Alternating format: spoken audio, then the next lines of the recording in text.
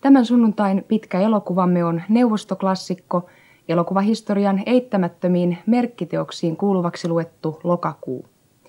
Elokuva on valmistunut vuonna 1927 lokakuun vallankumouksen 10-vuotisjuhlan kunniaksi.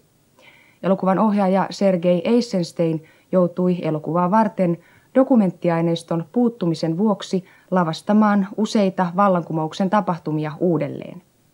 Tuo lavastustyö onnistui niin mainiosti, että nyttemmin monet mestariteoksen joukkokohtaukset ovat kohonneet miltei dokumentin arvoon.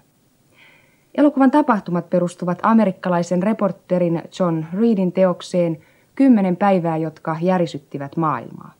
Filmi on mustavalkoinen.